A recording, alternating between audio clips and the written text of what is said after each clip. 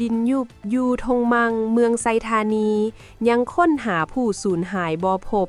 และยังบ่สามารถสรุปสาเหตุได้เทื่อวันที่13มังกร2026ผ่านมาท่านปอ.จันทร์แสวงบุญยุงรองรัฐมนตรีกระทรวงอุตสาหกรรมและการค้าพร้อมด้วยคณะได้สมทบกับอำนาจการปกครองเมืองนำโดยทานศีละปกรณ์พรหมไสศรีประธานกรรมการปกครองเมืองไซธานีนครหลวงเวียงจันทน์ทานนางอรไทยสันติคงคาสมาชิกสภาประชาชนนครหลวงเวียงจันทน์แผนกอุตสาหกรรมเลการค้านครหลวงเวียงจันทน์ปกส.เมืองและภาคส่วนเกี่ยวข้องลงเคลื่อนไหวติดตามและพบปะโอ้ลมประชาชนเพื่อชี้แจงสาเหตุของดินยุบรวมถึงการซอกค้นหาผู้สูญหายนับแต่มื้อเกิดเหตุจนฮอดปัจจุบันคณะรับผิดชอบได้เอาแผนวาดจุดเกิดเหตุที่เกิดขึ้นทั้ง5ครั้งคือ5ครั้งที่5เกิดขึ้นตอนเช้าของวันที่3มังกร2026นี้และแผนวาดจุดเกิดเหตุครั้งทำอิฐวันที่4พฤษภาครั้งที่2วันที่14กันยาครั้งที่3และครั้งที่4เกิดขึ้นในวันที่23และ30ตุลา2025ผ่านมามากลางเพื่อชี้แจงและสร้างความเข้าใจที่ถูกต้องให้ประชาชนที่อาศัยอยู่บริเวณดังกล่าวว่าโครงสร้างของจุดเกิดเหตุจะเป็นแล้วเดียวแต่ทิศตะวันออกไปหาทิศตะวันตกและได้ขีดหมายเป็นเส้นที่มีความเสี่ยงสูงความเสี่ยงกลางที่ดินอาจจะยุบตืมในต่อหน้าภายหลังที่ได้มีการกวดสอบทางด้านคลื่นสั่นสะเทือนและการวัดแคกด้วยคลื่นไฟฟ้าจากเซียวซานที่มาจากต่างประเทศเยอรมันและสป.จีนเซียวซานภายในสปป.ลาวบริษัท Geomine Consultant Soco Ltd และบริษัท Unique Tech Co Ltd และเซียวซานวิศาการของกรมธรณีศาสตร์และบอแฮแล้วแจ้งให้ประชาชนจำนวน38ครอบครัวยกย้ายออกจากเขตดังกล่าวโดยทันทีและได้จัดสรรบอนอยู่ชั่วคราวให้ครอบครัวผู้ที่บ่มีบอนพักถาวร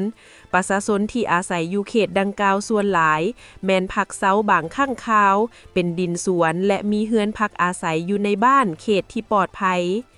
คณะรับผิดชอบได้แจ้งให้ประชาชนทราบตื่มอีกว่าวันที่11มังกร2026ได้เกิดเหตุดินยุบเป็นครั้งที่6และเกิดซ้ำอยู่จุดดินยุบครั้งที่1การชี้แจงต่อกับสาเหตุดินยุบต้นต่อแมนได้ชี้แจงโครงสร้างของสั้นดินของประเภทเกลือโพแทสที่อยู่ใต้ดินเขตดังกล่าวถึงว่าทีมงานได้นำใช้เครื่องมือสำรวจที่ทันสมัยเครื่องมือคลื่นสั่นสะเทือนคลื่นไฟฟ้ารวมถึงการใช้โดรนบินสำรวจอยู่หลุมที่ยุบลงแต่ยังต้องรอการยั่งยืนจากเซียวซานต่างประเทศตื่มต่อกับสาเหตุที่พาให้เกิดดินยุบส่วนผู้ประกอบการก็ได้ถูกสั่งโซะหรือหยุดเซาการขุดค้นนับแต่เดือนพฤษภาคม2025เป็นต้นมาเพื่อดำเนินการสำรวจหาสาเหตุดังกล่าวการแก้ไขปัญหาภายหลังที่เกิดเหตุกระทรวงอุตสาหกรรมและการค้าในนามหัวหน้าคณะที่ถูกแต่งตั้งตามข้อตกลงเลขที่04หสนยได้สมทบกับกระทรวงเกษตรกรรมและสิ่งแวดล้อมกระทรวงแรงงานและสวัสดิการสังคมองค์การปกครองนครหลวงเมืองตาแสงและซุ้มซนบ้านผู้พัฒนาโครงการเซียวซานเอกราชได้ลงพื้นที่นับแต่มื้อเกิดเหตุได้แบ่งเวียกให้กับทีมงานวิสาเฉพาะเซียวซานต่างประเทศอำนาจการปกครองนครหลวงเมืองตาแสงและซุ้มซนบ้านรวมทั้งผู้ประกอบการในการยกย้ายประชาชนเก็บกำสถิติจำนวนประชาชนจำนวนตอนดินผลปลูกสัตว์เลี้ยงของประชาชนเพื่อก้าวไปสู่การสดเสยและสืบต่อเฮ็ดเวียกกับทีมงานวิชาการเซียวซานต่างประเทศเพื่อซอกหาสาเหตุของดินยุบดังกล่าวบาทก้าวต่อไปแม้นสืบต่อแผนสำรวจโค้งสร้างดินที่ได้กำหนดเป็นแต่ละจุดความเสี่ยงยกย้ายประชาชนที่อยู่เขตความเสี่ยงจัดสรรบ่อนอาศัยชั่วคราวสืบเก็บกำสถิติตอนดินผลปลูกสัตว์เลี้ยงของประชาชนเพื่อก้าวไปสู่การสดเสยและสืบต่อเฮ็ดเวียกกับทีมงานวิชาการเซียวซานต่างประเทศเพื่อซอกหาสาเหตุของดินยุบดังกล่าว